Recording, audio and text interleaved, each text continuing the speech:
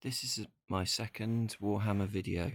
My first one was to showcase my Skaven army for Warhammer Fantasy, and this one is to show the second Warhammer army that I collected and painted, which is an army for Warhammer 40k, the Adeptus Mechanicus.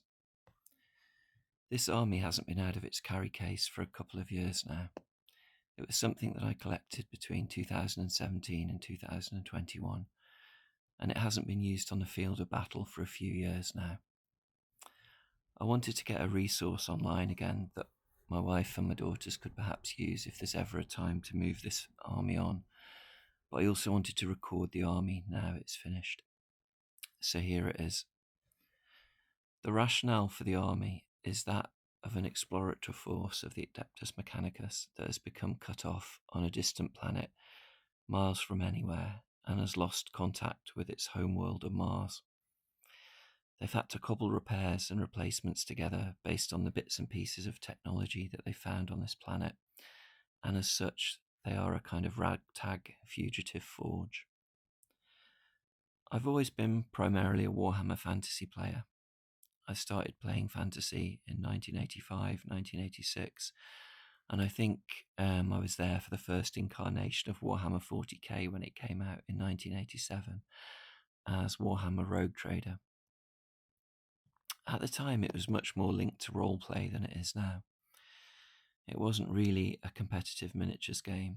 It was more about a mixture of role-playing and strategy based on a relatively small skirmish-like scale. And it had some lovely humorous moments in it.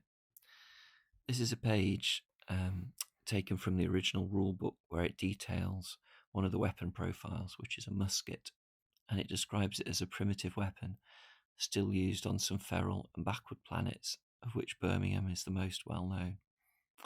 Birmingham, aka the Black Planet. It's quite derogatory about my hometown here, but very tongue-in-cheek. So the whole thing had the personality of the designers, particularly of Rick Priestley, imprinted on it when he was making it. And that comes through very strongly in the book. And it was this narrative element and humour that drew me into it, really. In the years since, it's become much more this universe of grim, unrelenting, unending war. And it hasn't quite got the same sort of humour or interest for me as it had back then.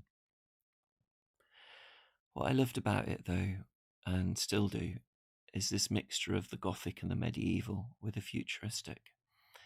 There's a lovely mix of superstition and technology in the background to it. There were some wonderful drawings that brought that through in the original 40k book, these beautiful pencil drawings by John Blanche, again, which stand in stark contrast to the kind of AI and computer-generated artwork that is used now. The first Warhammer 40k plastic kit was these Imperial Space Marines, which I think came out not long after Rogue Trader. And it was the first kit that I got, and I enjoyed sticking these models together and painting them up to look like sort of Vietnam veterans with camouflaged power armor. The lore of the Space Marines was much more linked to sort of old school sort of soldiers, and they had these slogans pasted across their power armor at the time, such as "Time to Die," and they were a bit less elite and superhuman than they went on to become. This was a page out of an early White Dwarf that shows one of the first Gene Stealer models alongside some of the metal Space Marines.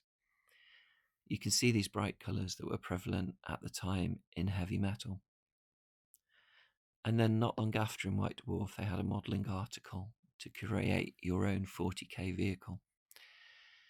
This was before any 40k plastic kits of vehicles had been released, and it used a plastic underarm deodorant together with some weapons from Zoids that were stuck onto it. And I think I had a go at making that rather unsuccessfully. But it was very much a sort of do-it-yourself spirit that was around at the time. And these were sort of anarchic times. It was up to you to sort of do it yourself and make it up yourself before Games Workshop became the commercial giant that it is now. And then the first 40k plastic kit came out, which was these rhinos, these transport vehicles. There were 3 rhinos in the box, I think, that you could customise. And at the time, the Adeptus Mechanicus didn't have their own army, but there were some drawings in the rulebook that portrayed them. But they remained very much sat in the background for the first 6 editions of Warhammer, really. I think they became their own army in 7th edition. And the thing that led me to choose Admech as an army specifically were these drawings by John Blanche, these wonderful pen and ink drawings, which very much sort of capture this grimdark, gothic feel of 40k. The good guys in Warhammer 40k are never really that good. There's just sort of different levels of darkness. And the Admech were this very acquisitive, semi-medieval cult, sort of semi-cyborg type of humans crossed with robots. Their job was to build the technology and the weapons of the Imperium, and they capture very well the sort of grimness of 40k. I loved these drawings. And then in 2017, my friend Iggy asked me which army I'd like to collect. He was very keen to get into 40k.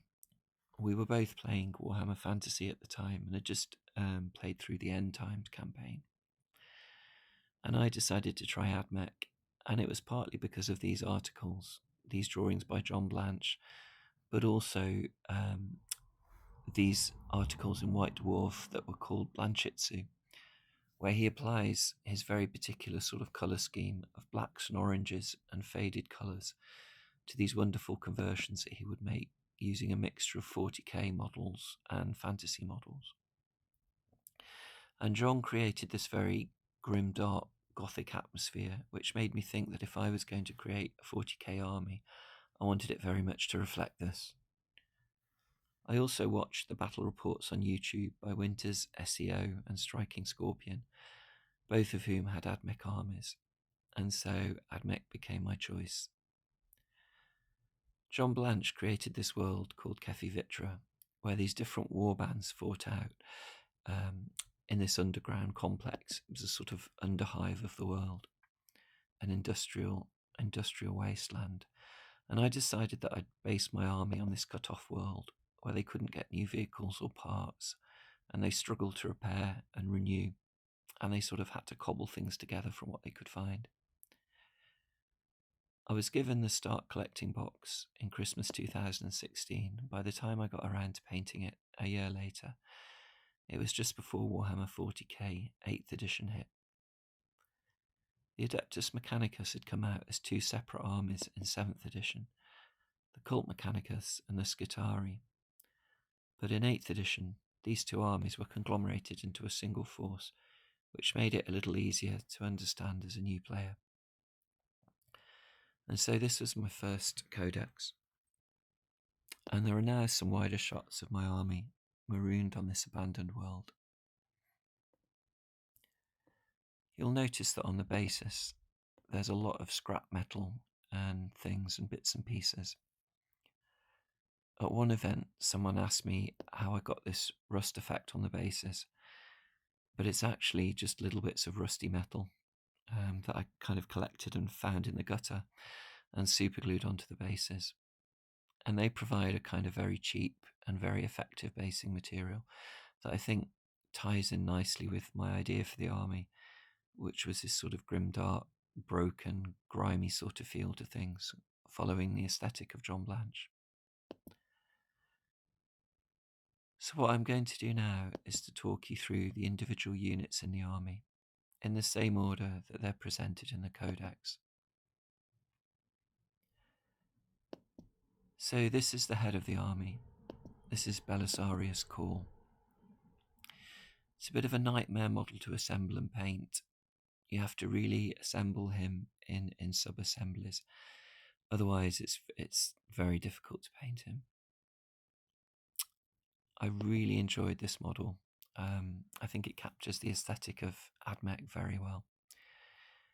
He's got this very fragile servo skull at the back that I managed to protect by bending this piece of scrap metal around, which sort of functions as a kind of buffer if he's dropped or picked up too harshly.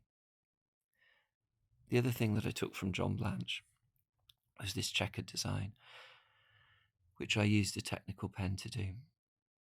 You can see there on the base, there's some little posters that I've printed out of 40k posters, which you can find on the web, just to give it some sort of more visual interest, really. There are 2 Tech Priest Omnibuses in the army.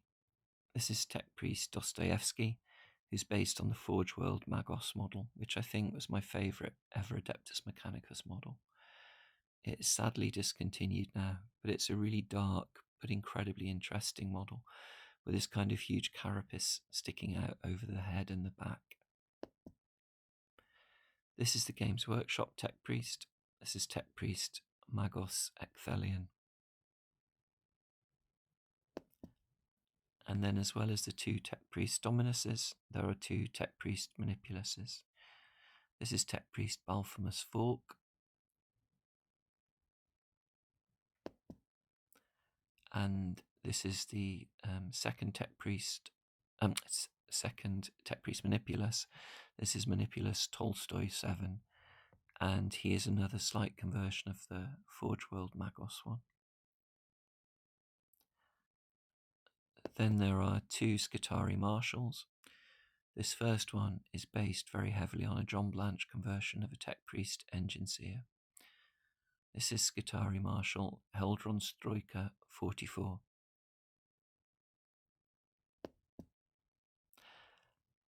And this is Marshal Alpha Telok 41, together with the techno-archaeologist Daedalus. There are 3 Tech Priest Engine Seers in the army. The first 2 are Forge World models. There's Tech Priest Faustimus. The second one is a conversion of a Forge World priest with a shrine taken from a Bretonnian model on his back. This is Tech Priest Ebluvian Kroll. And the third one is the standard plastic Tech Priest Gallius Tov.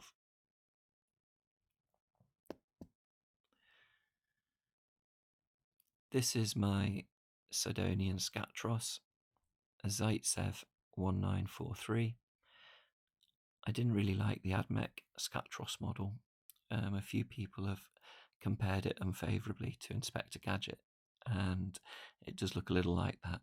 So I created my own from this Games Workshop Cairn Wraith. He kind of floats along instead of walking. Then there are 3 Myrmidon Secutors, led by Darhan. These are Forge World models, and I sometimes might use them as Tech Priests in my army. They're really lovely models, I think, beautiful sculpts, and they are resin. And then occasionally, when I used to play the army, I'd get frustrated that I couldn't use psychic powers, so I added in an Inquisitor. This is Inquisitor Alyosha, along with a Skylax Battle Automata and UR-25. He's one of the Men of Iron, and these function as his retinue in games. So now we're on to the core of the army. There are 2 Skitarii Vanguard units. You'll notice that each unit of 10 men has actually got 13 models. And that was because as Warhammer moved from 8th to 9th to 10th edition, you moved from having to pay for your special weapons to getting them for free. So there are 10 models just armed with the standard weapon, and then there are the models armed with the arc rifle, the plasma gun, and the transuranic arquebus. So you can swap out special weapons if you wish to. This is the unit led by Alpha Omega Hadron 7, along with some close-ups. And this is the unit led by Alpha Delta 15. And again, there's 13 models for the 10-man unit, and more close-ups. Then there are 2 units of Skitarii Rangers. Again, they have the same pattern of having special weapons that you can either include or leave out of the unit as you wish. So this is the unit under Alpha Sygex 89, and this is the unit under Alpha Artov 7. And then there are 6 Cataphron breaches, and I've magnetised these so that you can also use them as Cataphron destroyers. There's little bits of armour on each one. They're quite heavily battle damaged, with bits that are falling off and broken. Here they are with the heavy arc rifles and the hydraulic claws. And these are the other 3. And here are 2 of them that have swapped out the weapons for the heavy grav gun and the plasma culverin. And the secondary weapons are magnetised also, so you can swap the claws for the flamer and the phosphor blaster. And then we have 5 Sicarian infiltrators and Alpha Osmium DOS. These are incredibly fragile models, so the scrap metal sort of bends over the top of them to protect the aerials and the bits that easily break off. But I quite like it. I think it looks like they're sort of emerging from cover. They have the taser goads and the flechette blasters. And then there are 10 Rust Stalkers under Exeter Doe, who is the leader. They can be split into 2 units of 5. And the idea for these was that they've kind of salvaged scrap bits from a destroyed knight. Shield is taken from the knight. This is the second unit. I often use them as a unit of 10 when I used to play with them. This is Priest Augurus's Corpus Cari Electro Priests. This is 5 Electro Priests made using a combination of flagellant bits from the Warhammer Fantasy range. And I think there's also a banner from one of the Stormcasts in there as well, from the Age of Sigmar.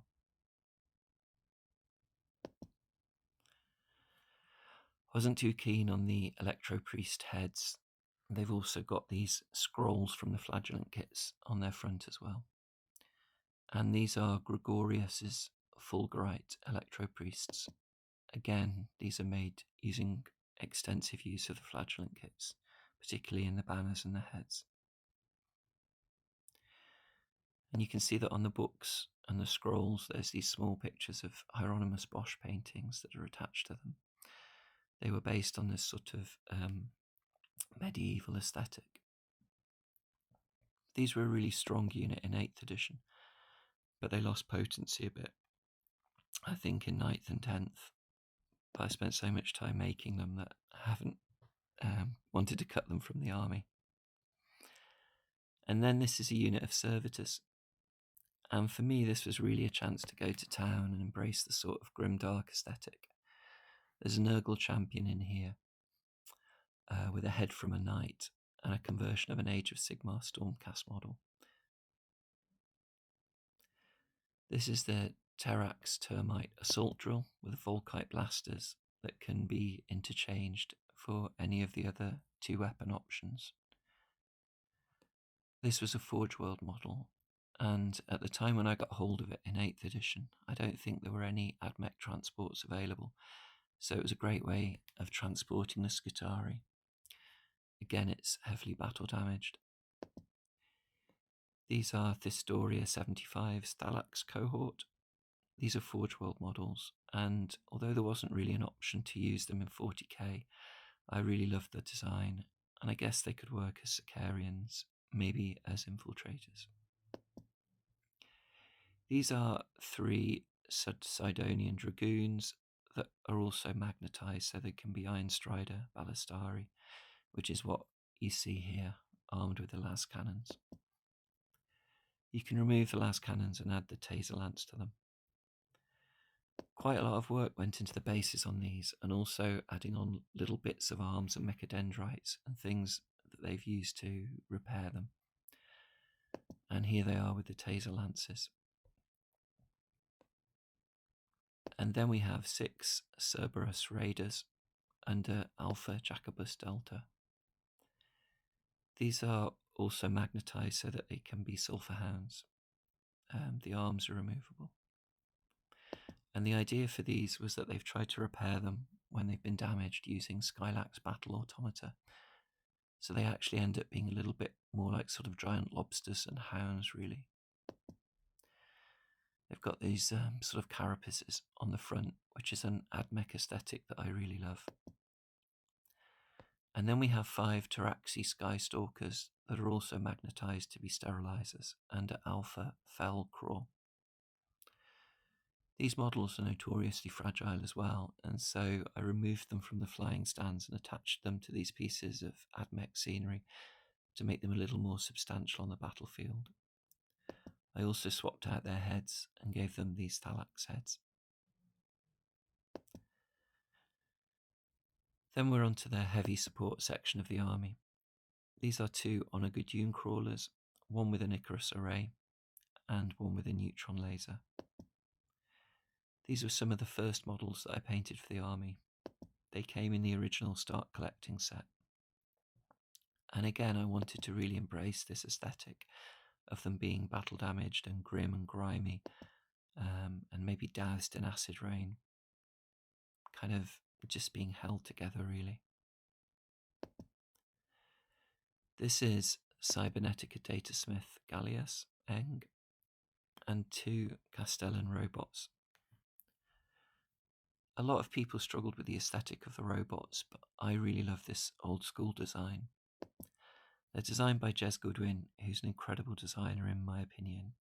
He designed the Skaven as well, which is my other army, and I love his drawings as well as his models.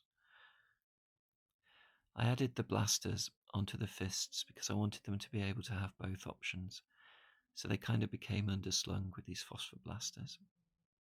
And the flamer on the back is magnetized as well, so it can be swapped out. Then we've got 3 Forge World Vorax Scout Automata. Again, there aren't rules for these in 40k, but I love the sort of insectoid appearance of them. And they can be used as Castellan robots because they're on the same base size, should you wish to. These are the resin models. This is another resin Forge World model. This is my Archaeopter, which is based on the Volterac Stratos Automata. I put it on a bigger base so that it was on the same size as the Archaeopter. And it's a lot easier to store because it doesn't have these huge wings sticking out. But I just love the aesthetic of it. The aesthetic for me is much more AdMech and Grimdark than this sort of giant bat Archaeopter. And this is the final model in the army. The army was really built around defending this knight who had travelled with them on the search for lost Archaeotech. And this was the knight that they were defending. This is Equitos Bellum. It's named after the knight in the Mechanicum novel. And it's a Knight Magira, but it's also been magnetised, so it can become a Knight Crusader. Or any of the other Questoris variants, really, such as the Paladin, the Gallant, or the Warden. Both arms are magnetised. And it can also be a Knight Styrex, as you can see in this photo. So to finish with, there are some photos of the army in various battles. This was the first battle against my friend's Tau. I think the AdMech won this one. It was a bit of a shooting match. This was back in 8th edition. And then this was a larger scenario where the AdMech were attacking a refinery that the Tau had captured. We used some of his Lizard Man terrain there, which features in my other video about my Skaven army. So here's a few more shots of different battles against his orcs. And then some photos of the battles from tournaments that I entered into. Before playing 40k, I'd not really played in tournaments. Warhammer Fantasy was for me very much more about a narrative with friends. But I quite enjoyed entering tournaments early on. It was fun to see, I suppose, how other people played the game and to notice different attitudes that could be out there. One of the things that I think has changed as 40k has progressed over the last few years is it seems to me to have become more competitive, which perhaps is one of the reasons why I've played it much less. I'm wary of the sort of esports feel to things, where players will create an international team and go off and fight in huge tournaments, and the websites that are available for coaching 40k and things like that, because those things have never really interested me too much. I'd always seen it much more as a sort of narrative thing and a fun thing to do, really. But each to their own, and whichever style you prefer, it is obviously right for you. It was lovely in the tournaments to win several awards for Best Painted Army with these guys, although I always lost 4 more battles than I won on the table. And these are some final battles as we move into 9th and 10th edition against my friend Ash's Space Wolves. I think I was destroyed both times here, but the games were a lot of fun, and we spent a lot of time setting up the board as well. And that's about it for the army, really. I hope it's been of interest to at least one person, and maybe an inspiration to get painting. I hope you've enjoyed this little tour down through the history of 40k, and hopefully maybe one day this army will end up with someone that's going to be able to make use of it in battle again. But thank you for taking the time to watch it, and goodbye.